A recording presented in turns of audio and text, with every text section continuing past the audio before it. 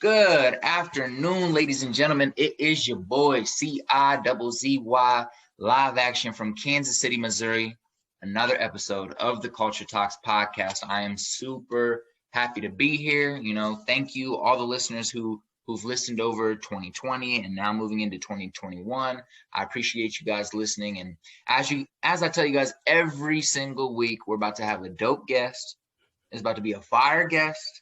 It's about to be an amazing guest. And I have yet to lie to you, because truthfulness is the foundation of all human virtues. So, it's mandatory that I come in here with amazing guests.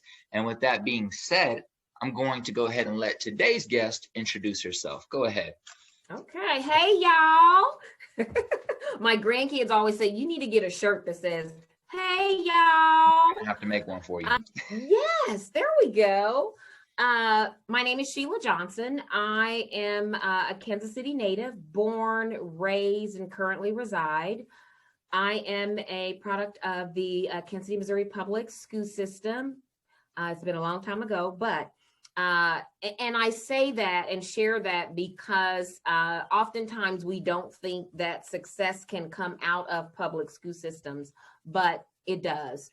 I am a living witness to that. Yes, ma'am. And I received my undergraduate degree and my graduate degree from Rockhurst University. So I'm a proud Rockhurst alumni. And gosh, I have two adult daughters and two son-in-laws and three amazing grandchildren. Yes. Love to hear that. We love to hear that. Yes. And by the way, ladies and gentlemen, if you're watching this on video right now, 3 grandchildren and she's still popping. She's still beautiful. She still got the style. You see the glasses, the earrings on point, skin glowing. Okay. I see you. Thank you. And you know what? It's funny because they call me Gigi because I'm Gigi. Like, do I look like somebody's grandma? Don't be calling me grandma. I love that. Man, I'm glad you mentioned, the portion about the public school system and how, especially in school districts like Kansas City School District or, St. Louis County School District and certain areas of Chicago School District, there's this expectation that nothing good will come out of somebody who came out of that school district, or just because maybe it wasn't a private school or maybe it wasn't the top school district in the country, that the kids there have been failed and are doomed to, failure in life. But it's not the truth. Just as long as these kids apply themselves, which they will, regardless of the education they receive, success is always able to be achieved. So, and I like how you went from public to private.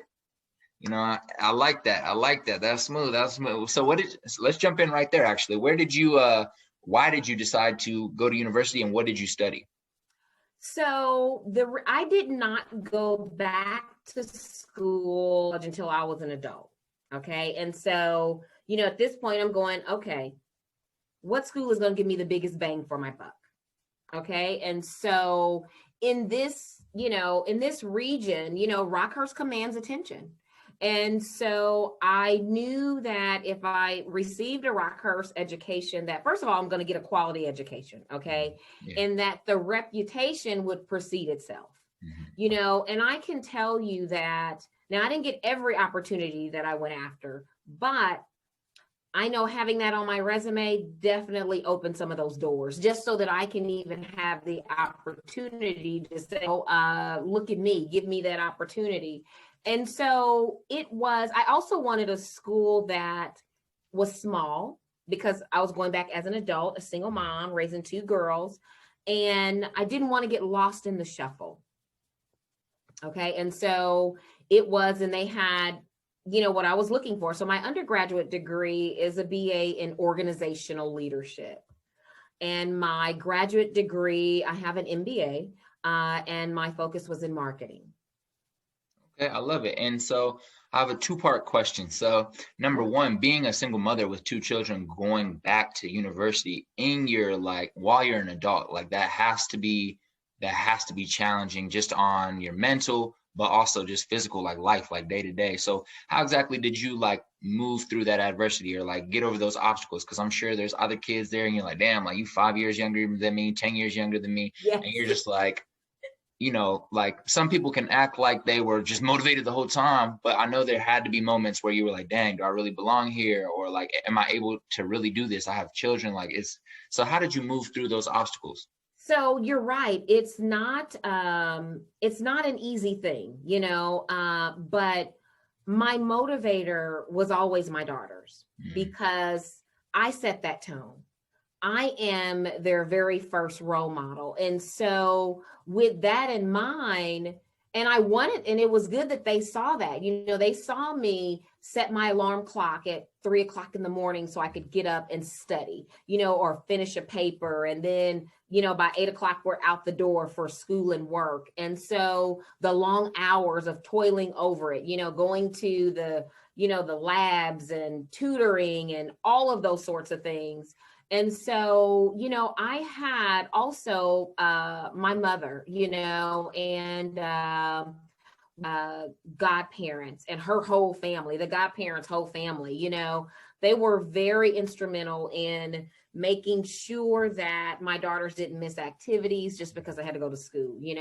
If one had swim practice, godmama could take her, or grandma is going to pick them up and feed them, and so it took a collective, it took that village, yeah. to make it happen. And I am proud to say, and it's funny, and I'm sure this is probably one of your questions, but it kind of goes back to how we came up with the name Yes. Gangsta Goodies Yes. Kitchen, and so one of my mentors said to me early on, and he said, well, Sheila, you're not a gangster, you're pretty, intelligent, and so people are going to think that you're mocking the culture. And then Mm, then you're going to lose people. Nobody's going to listen to what you have to say. And mm, I'm like, wait a minute.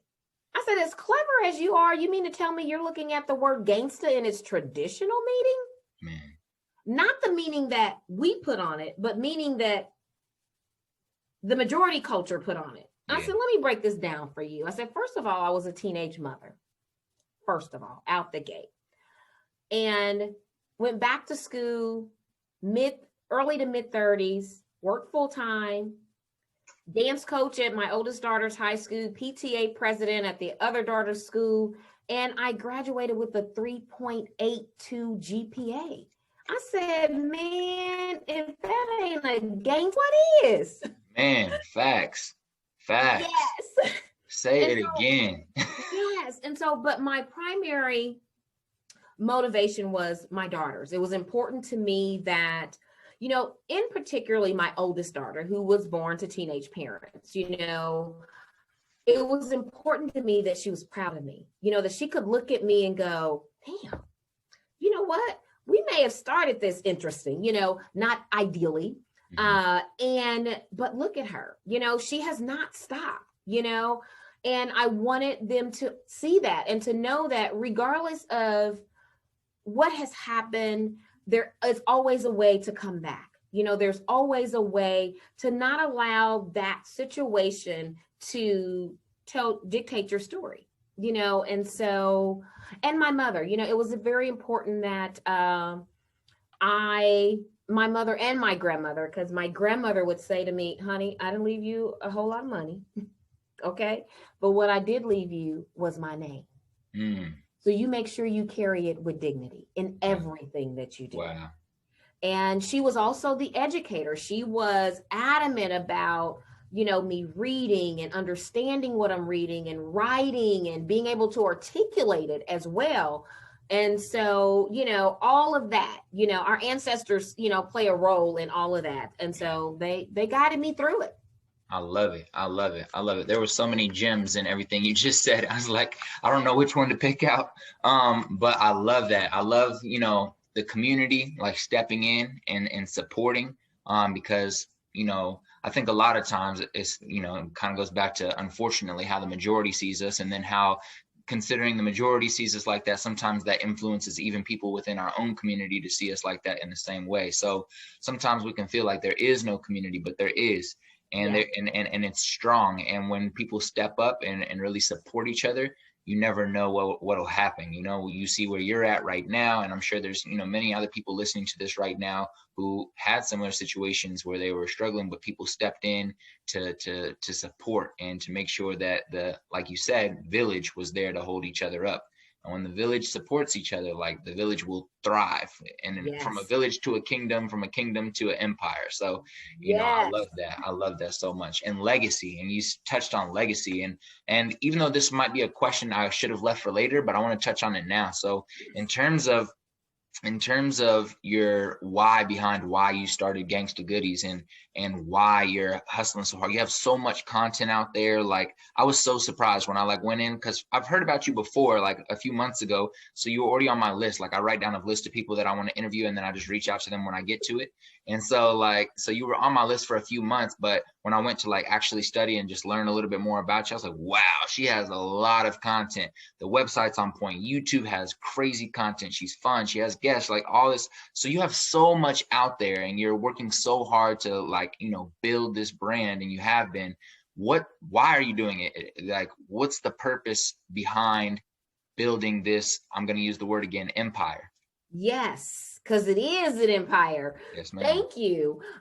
So the why. And so when we we all have a purpose. You know, the creator gave us all purposes, you know, and so in seeking out what my purpose is, and let me go back a little bit. So one of the things that you walk away when you leave Rockhurst, you walk away with a strong sense of community. You walk away really understanding that, yes, your education is for you and your family, but if you don't do something with that education to elevate mankind, Man, you know, you really could have just skipped it, you know? exactly. Because we're in this circle of life together. And so when I look at what I'm passionate about, those God-given gifts and desires, and I am in my circle, in my family, known as, you know, the hostess with the mostest. So I love to cook, I love food, and I love feeding people. And so several years ago, probably about almost 20 years ago, one of my mentors asked me, Sheila, what's your ideal job per se? And I'm like, oh, that's easy. I said, if I could invite people into my space, I feed them, network with them, connect them, and earn money doing it. I said, that's it. Mm-hmm. And here's Gangsta Goodies. And so, but we use the kitchen, not necessarily, yes, we're teaching you how to make a dish, but it's kind of real quick. It's not in detail, because the focus isn't really the food. The focus is that communion and that connection, because my mother used the kitchen as a tool to not just teach me how to cook. She used it to teach me about life, for my brothers and I to learn how to work together as a team, responsibility.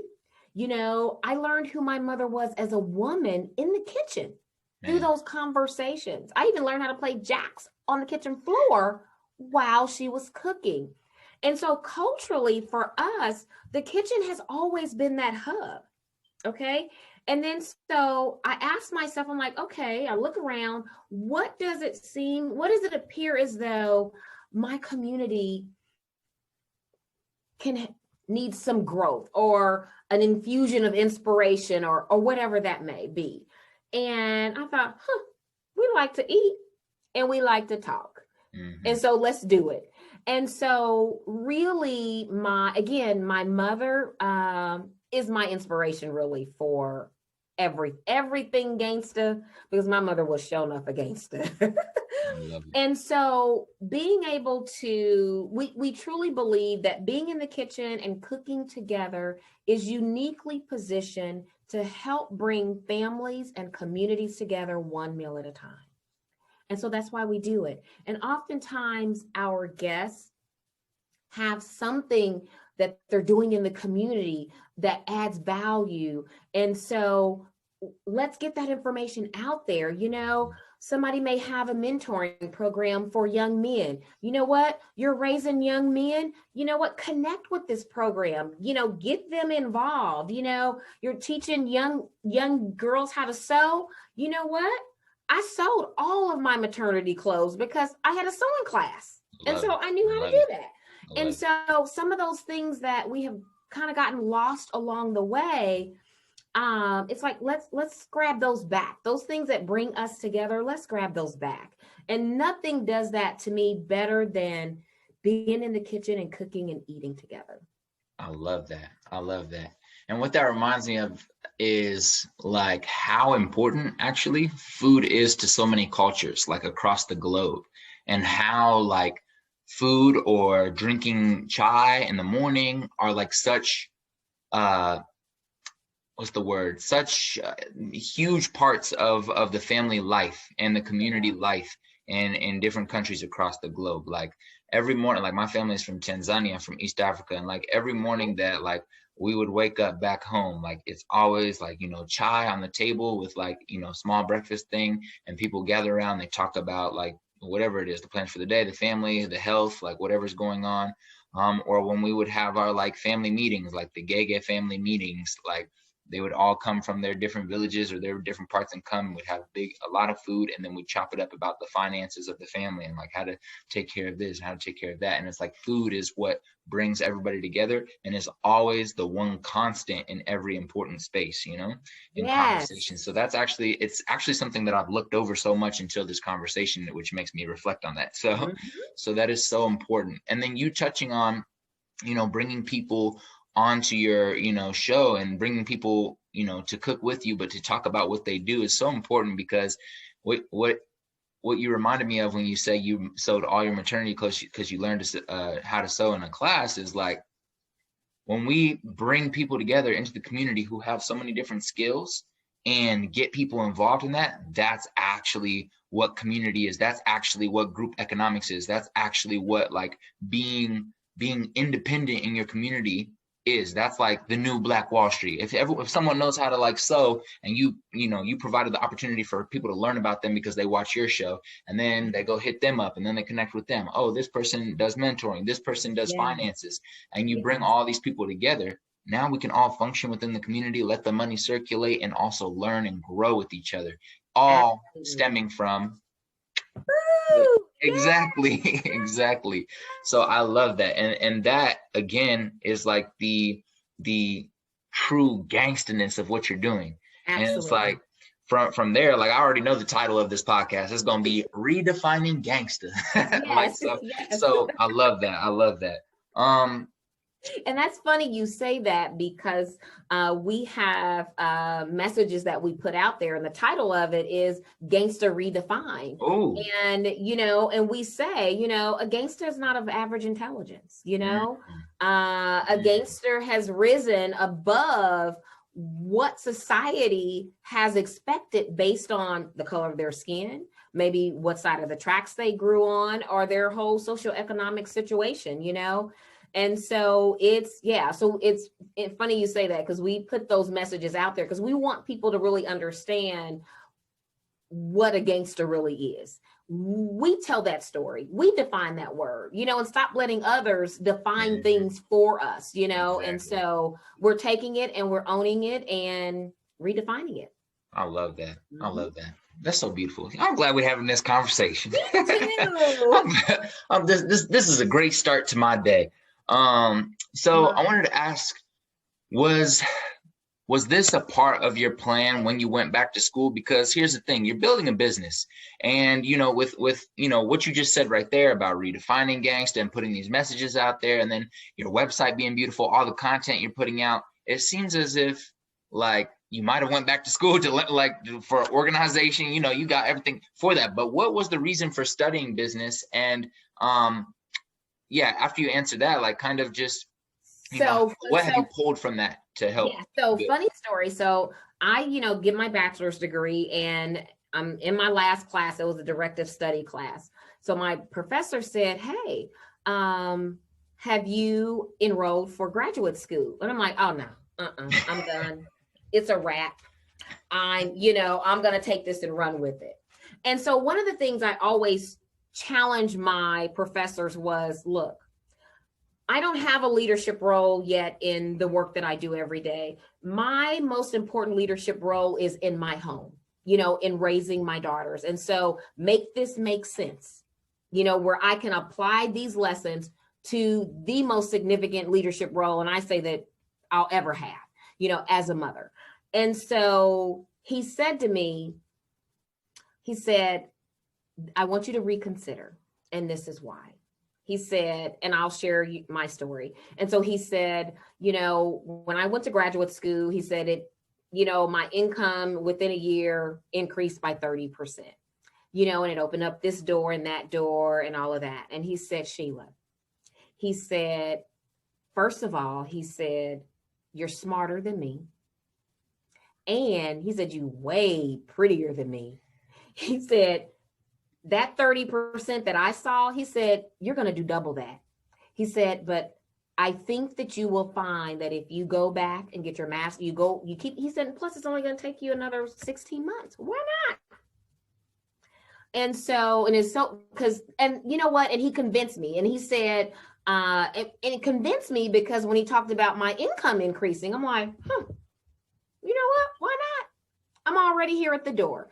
And so about 2 months before I got my master's degree, and I had to call him and thank him for pushing me, for encouraging me to go.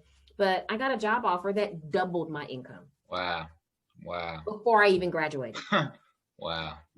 And so, but when I went back, it was all about using my education to leverage propel me so that I would be equipped to climb the corporate ladder. I was eliminating those, she doesn't have the credential. No, you're not going to be able to tell me I can't get that position because I don't have the credential. I don't have the experience. So I was eliminating those reasons why they excluded us out of the equation. Yes. Mm-hmm. And so that was purely what it was. It had not an entrepreneurship idea. Now, while I'm in class, I would have ideas and stuff, but that was not why I went. I didn't go to say, yes, I'm going to, because if I had I would have taken different classes. Okay. And so, but my education has definitely helped me to build the brand, and my education, my network of people, and my experiences have definitely made a difference. It really, really has. I love it. This is making me happy. I'm enjoying this conversation. You saw when I did the hand thing, something got serious. I was like, oh, yes. I like this. So that kind of makes me skip over this next question because you just answered it. But I want to get a little bit more into the food. So I want to ask you, how did you start experimenting with so many different types of food? Because, somebody could be like, Gangsta goodies. She's a Black woman. She just gonna cook like culturally Black items or whatever. But when I go through your YouTube, I see all types of different foods. So how did you get into, cooking and learning the recipes to all these different ethnic foods? So I really, that experience come from, I spent 15 years with a wonderful man who is from Gambia, West Africa. Oh, nice. And so when I tell you being in the kitchen with my Gambian sisters was an experience that I will cherish forever. It is with them that I learned about fresh ingredients. If you're going to use basil, don't use fresh basil.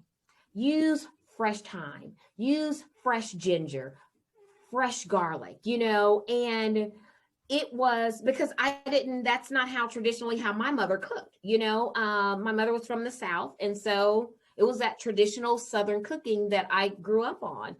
But being entrenched in Gambian and the Senegalese culture really opened my eyes to all the different types of food, Caribbean food, East Indian food, even Asian food, and so that is really where that came from, is from that experience of being entrenched, in their cultures.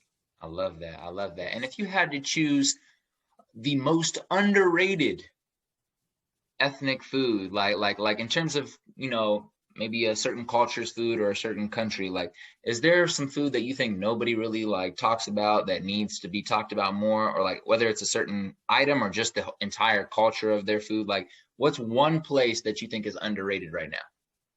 I mean, and I know this is an entire continent, but I think African food, oh my God. I mean, because when you think about this, that's the root of everything. African culture is the root of all life, whether people want to admit that or not. Okay. So the spices, the herbs, it is so underrated. So even like with my family and friends, they've never eaten African food, neither had I.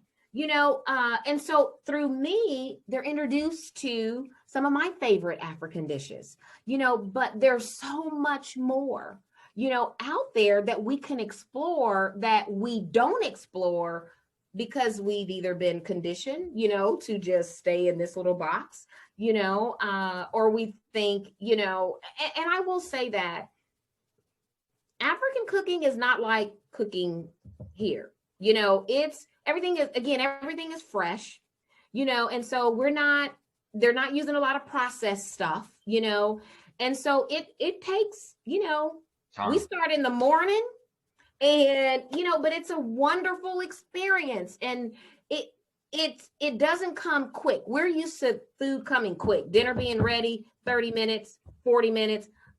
Not in African cooking. You're not gonna, it's a labor of love, but it's so worth it.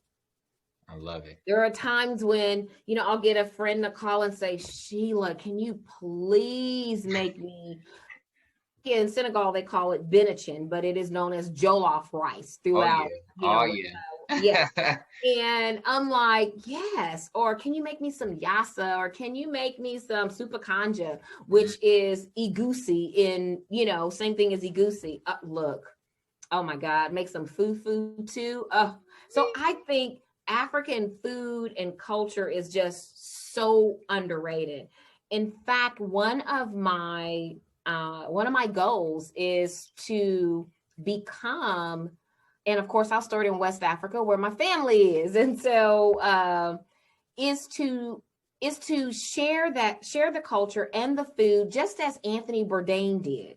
Okay, he went to all those remote Asian places and he hit a few African nations, but I really want to delve into that because it is so untapped. It's so untapped. Yes, I love that.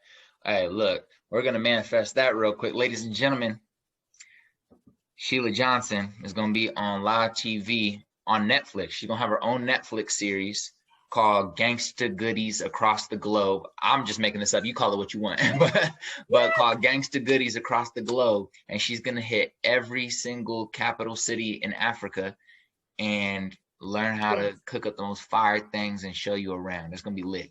Yes, it is. And you know what? I am a huge person into manifesting what, visualizing it, and bringing it and calling it in. And yes, I'm calling that all in. Yes. I love it. I love it. I love it. The crazy thing is, like, that just got me really hyped too, because I'm like, that's like, when people manifest things and it's good that they manifest them, but they haven't got started yet. Like, I love like just the manifestation of that. As soon as you said that, I was like, that is possible. Like that, it's very possible. Like, I'm just over here thinking, I'm like, you got all this content, the website's amazing, you have all this backup, this history, like this conversation has been great. I'm like, yo, we could pitch this to like mad TV networks, and I'm sure with enough hustle, it could happen for sure. Yes. Yes. Yeah. I love that. I love that. So that made me hype because I really see that happening.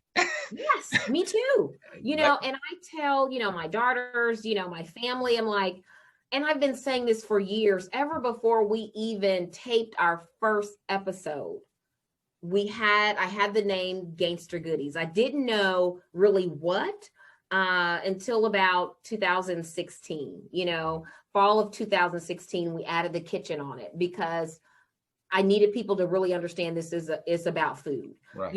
and so but I've been manifesting this for some time now. And I continue to manifest those things. And it is, and when you see those things you have been manifesting come to fruition, you're like, oh, yes. Yes. Yes. Yes. Thank you, universe. Exactly. Thank you to my ancestors for making it happen, and they do, it's amazing. I share with people that Nipsey Hussle is one of my spirit guides. And whenever I need some sort of idea or something out of the box, I tap into Nipsey, and I don't know why, but Nipsey calls me Ma. He's like, look, Ma, this is what I need you to do.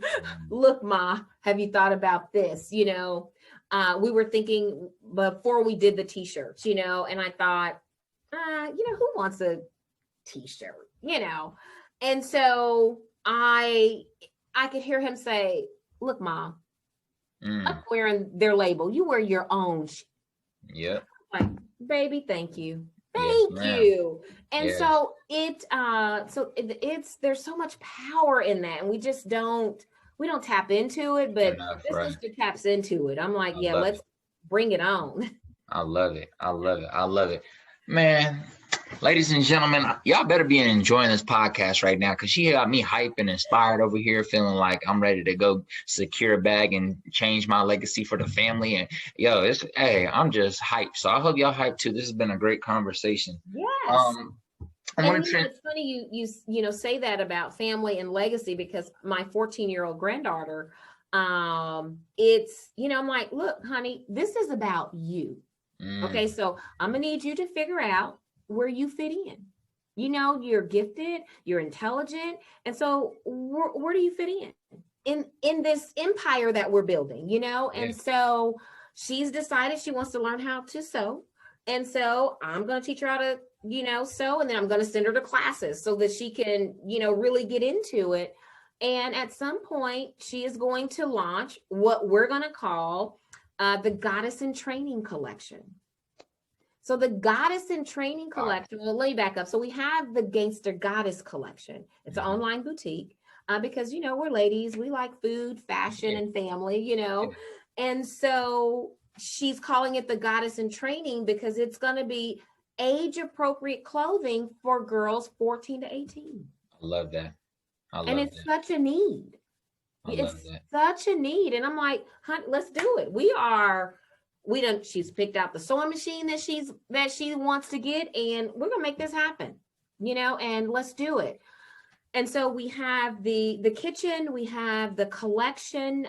We will be launching a Gangsta Style, which is for the home, and so again, we're starting off slow, rolling out placemats, table runners, coasters, spice racks, those little things. And before you know it, Gangster Goodies' name is going to be on pots and pans and everywhere, and so, because home decor is important, because that's all about family. That's all about what we create and the home that we create for our families. I love that. And so you mentioned your granddaughter. Are your daughters involved in the business? Like, is other family members involved in the business, or is this you and outside team? So actually it is my oldest daughter. My youngest daughter, actually, her and her family will be coming back to the States Monday because my son-in-law has been in the military, and their tours up there, so they'll be back in the States on Monday. Mm-hmm. And so she really doesn't do a whole lot, but when she gets back here in the States, we got a whole list for her to start doing because she's a stay-at-home mom. And so there's things that she can do that my oldest daughter and I can't, because we do work outside of this. But my oldest daughter leads the Gangsta Goddess collection side. Mhm. And so, which is fashion, but we actually started the collection with waist beads. Oh, I love those. I mean, Yes. not for myself, but Yes. I I know love what them you though. mean. And again, that's something I was introduced Mhm. through my Gambian and Senegalese Yeah, sisters, yeah. so I didn't know anything about waist beads until then, Mhm. and so, it's like, let's introduce this, so yeah. So yes, so my oldest daughter is, very much engaged, with the business. I love it. And in regards to the content, so we have you going crazy on YouTube. In my opinion, you got so many videos.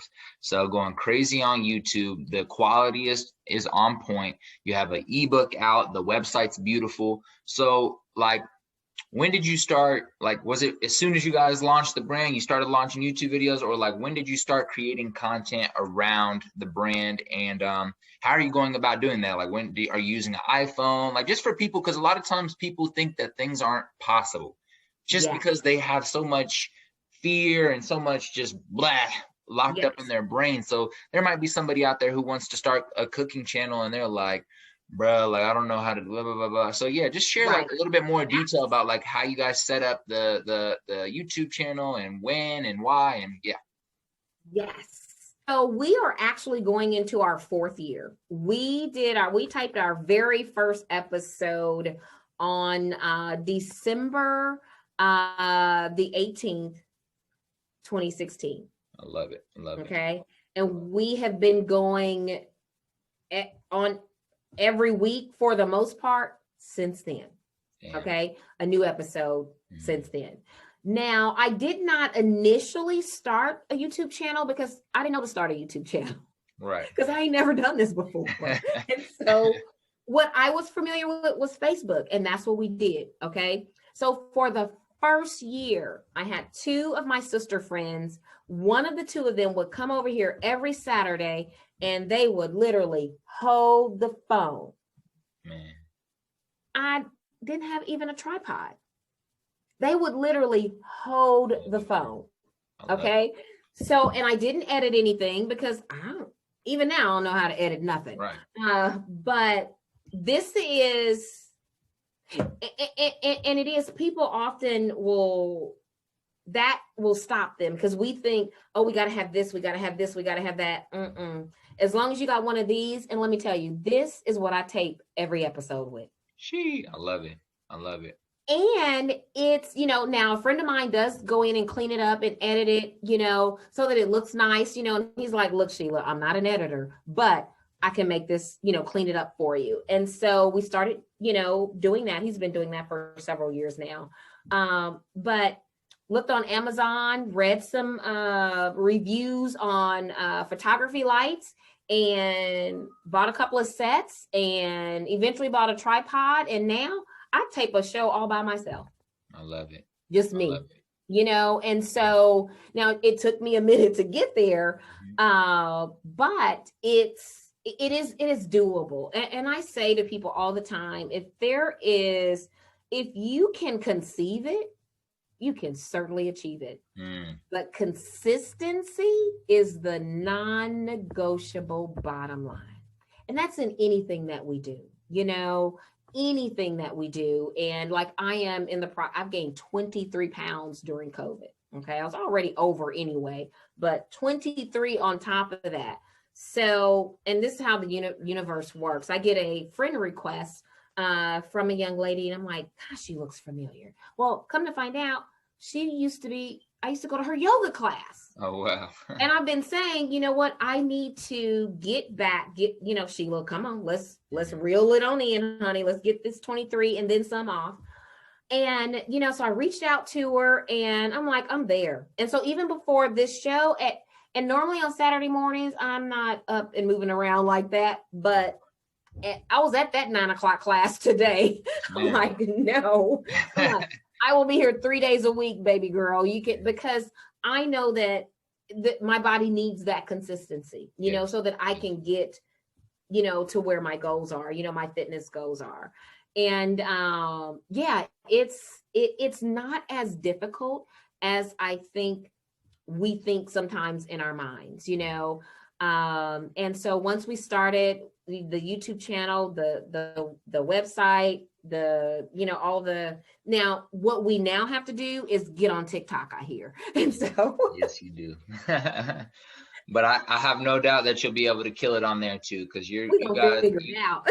you guys are definitely on top of it. But I feel like, man, I love it. I love it. That's all. That's how I you, feel.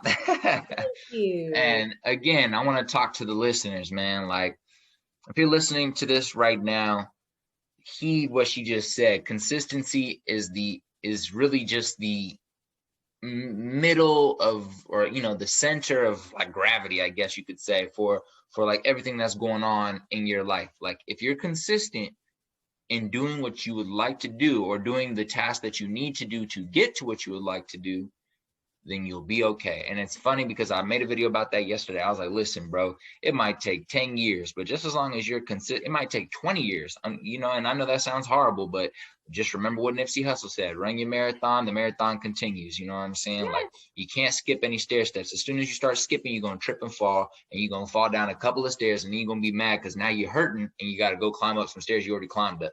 So what I think is so important, and I'm glad you mentioned it, is just consistency in whatever you're doing. My podcast is not the biggest podcast in the world, not even close. It's not even close to where I want it to be in the weekly views. And yes, I've been posting consistent episodes week after week after week after week after week. And I've been reaching out to guests week after week after week, and writing questions week after week. And it's not growing at the speed I wanted to. And yes, that tells you maybe you need to change some things up, which you realize. But what you need to do is be consistent. Gary Vaynerchuk said nothing's worse than quitting at episode 199 when you were going to blow at 202. Absolutely. And Absolutely. and that's all y'all need to hear. That Just is keep going. so true. Keep going. Don't stop. You know, and when you're doing something that you're passionate, it doesn't, now there is a work ethic to it. There's a business side to it. Yes. But when it's something that you're passionate about, I can get up in the middle of the night and tape an episode and I am okay. It does not bother me. I am in my zone. Exactly. And I enjoy it. I enjoy it. It brings me great joy. And I hope that our listeners and those that follow us, you know, find that as well. And we're just normal everyday people, you know, and I'm just, you know, sharing my story, you know, and not because I think that my story is all that great or all that. Let me rephrase that. It is great because all of our stories are great. Okay. So, yes. But you never know who is out there listening. And one of the things I share with our viewers is that I am living successfully with a very rare type of lymphoma. And so for me, the importance of sharing that is, first of all, to raise awareness in my community, because we don't know what is that, you know? And so a lymphoma is a blood cancer. Okay. And so it's a very rare type. There is no cure. But like I tell my doctors, you know, I'm like, I'm going to live to be a 90-year-old spunky woman. Okay. This ain't it. Okay. Now, does it mean that I had to alter some things in my lifestyle? Absolutely. Does it mean that I will be on some sort of treatment for, the scientists say, forever? Okay. All right. I'm going to do what the scientists say. I am. But I'm also going to take care of me, and I'm not going to let this stop me. Yes, ma'am. Now, that mindset didn't happen overnight, because when you get a diagnosis of cancer, and one that there's no cure, you're like, well, now, wait a minute. I was 41. So yeah, this has been 10 years. And, you know, it took me about 18 months to 2 years to really wrap my mind around that, you know, and I'm like, okay, yeah, this is not it. My ancestors said, this girl, you got a whole lot to do. This is not it. Just take care of yourself. Okay. And so, but it also, because sometimes we don't pay attention to those little things that are going on with our bodies. And so I am grateful that my mother was an LPN, and she always taught me to pay attention to my body.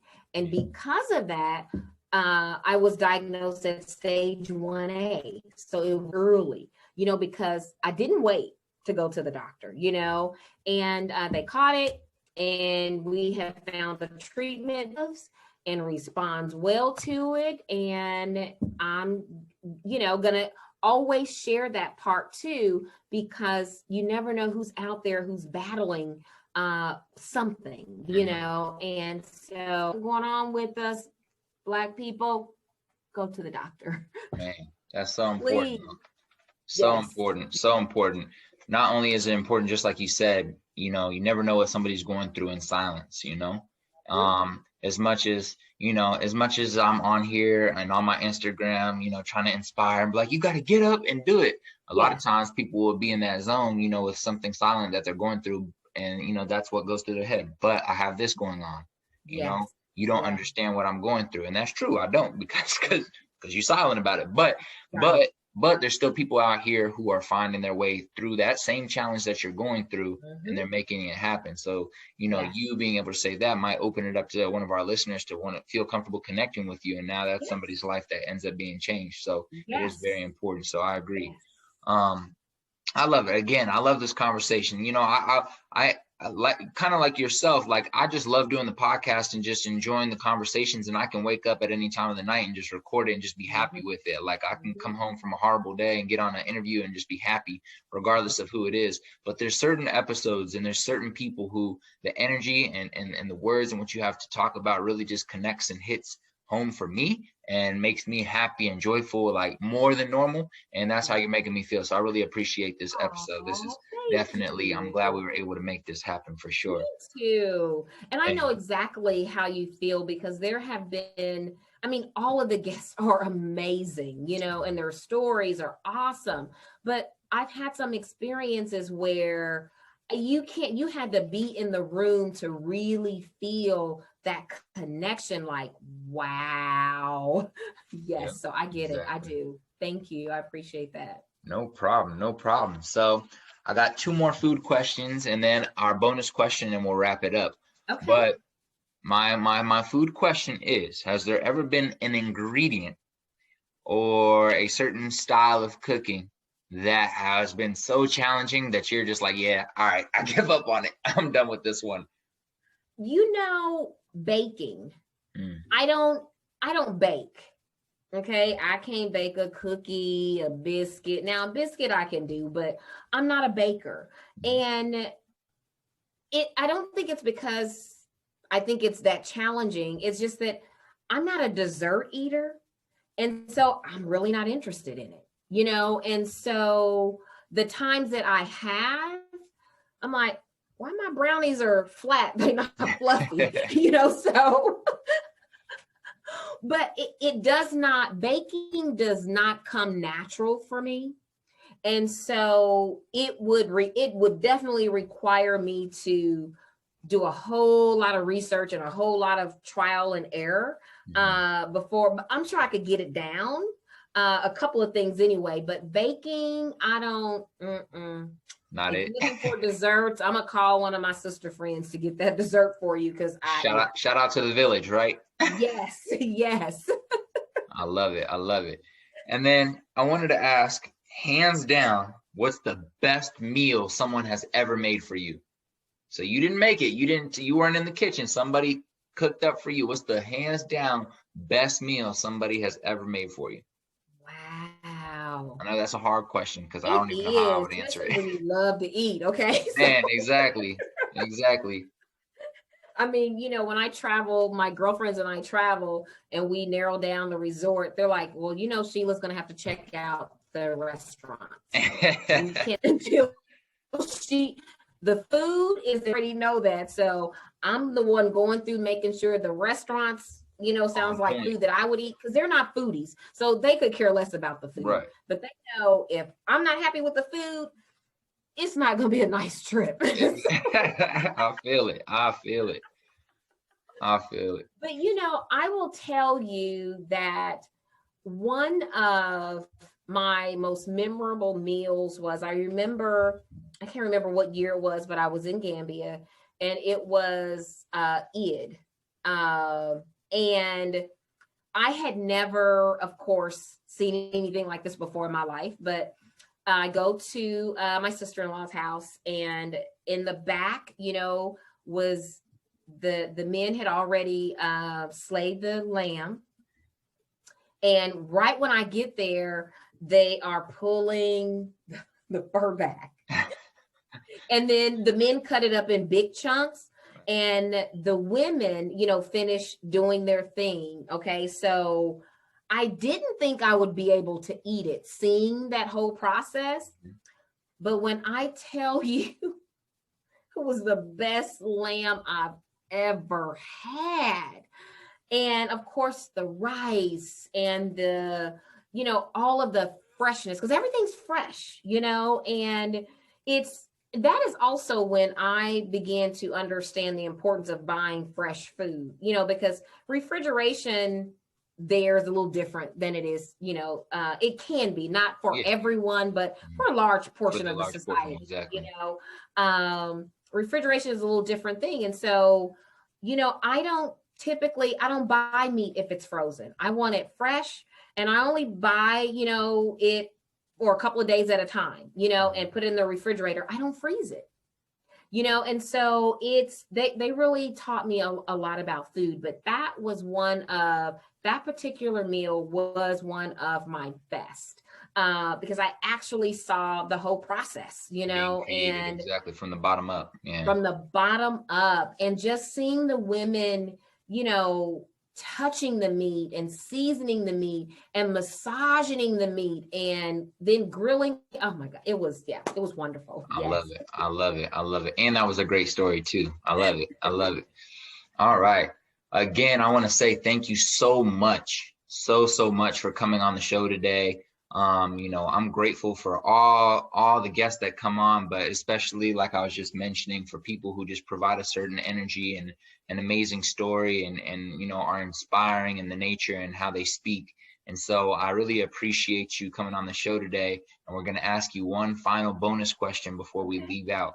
And that bonus question is, it's your last day on earth. It's your last day on earth. You're 105 years old. You've lived life to the fullest. You've cooked all the meals you wanted to cook. You had your own Netflix series, traveling the globe with Gangsta goodies.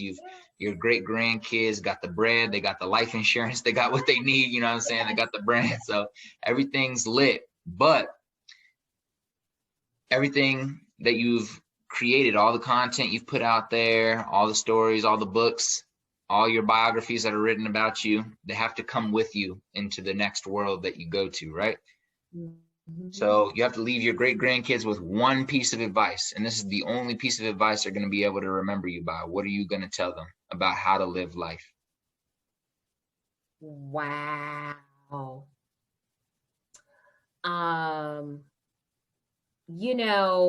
Gosh, and it's, my granddaughter all the time says, "Oh my God, Gigi, are you going to preach to me again?" I love it. But is, first of all, be true to who you are, whatever that is, whatever that means, be true to that, don't allow situations or other people to dictate that. I share with her often that, and even with my daughters, I did, is like, we can't control what other people do.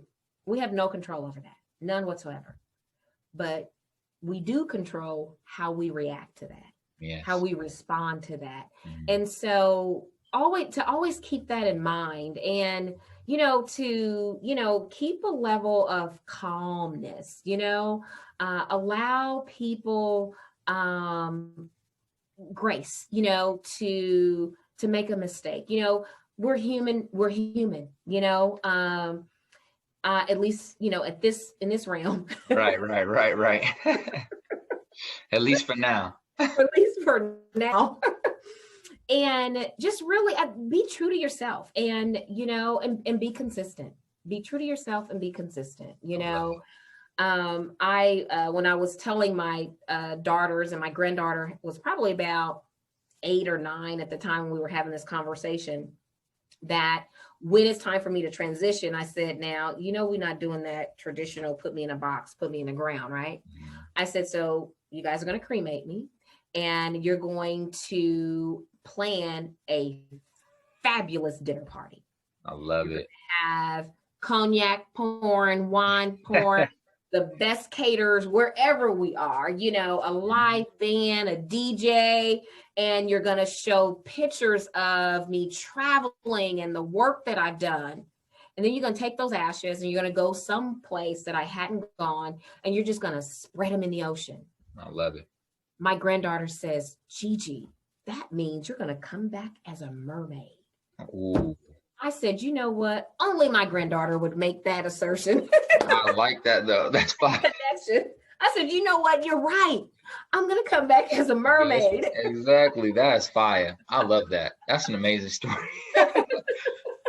Kids come up with the most fire, but it's real. Like, you know what I'm saying? Like there's some realness behind it that like shows how she sees you, Yes. So I love that. I love that. Yes. Man. Thank you so much for having me. I really, really appreciate it. No, I appreciate you. This conversation has been a blessing. I can't wait to give it to the world here in a couple weeks. So I love it. I appreciate the conversation. Where can people find you? Where can they support your business? Where can they find you on social? How can they find you? So Gangsta Goodies Kitchen, our website, YouTube, Facebook, Instagram, and then we have Gangsta Goddess Collection. And so across those social media platforms as well, there's a website. It's online. You guys be on the lookout for that. We have a really cool apron collection coming up. Hey. It's not just any kind of aprons. I like that. We're gonna have to cop for the family. We're gonna have to cop something for my family cook every day. You know what I'm saying? Yes. That's the blessing. Every morning and afternoon they're cooking. So we're gonna have to cop some fire aprons. I love it. Yes. All right, ladies and gentlemen, make sure you guys go tap in with Gangsta Goodies Kitchen on all platforms. Follow, support, share. And then make sure when this episode drops and you're listening to it, if you get to this point, first and foremost, thank you for listening to this full episode, but make sure you leave a 5-star review and share with a friend, as that is the only way we can spread these messages to the globe. Thank you so much for listening. Sheila, I have a few more things to say once we hop off this, but we'll go ahead and cancel this out right about now. Have a blessed day, ladies and gentlemen.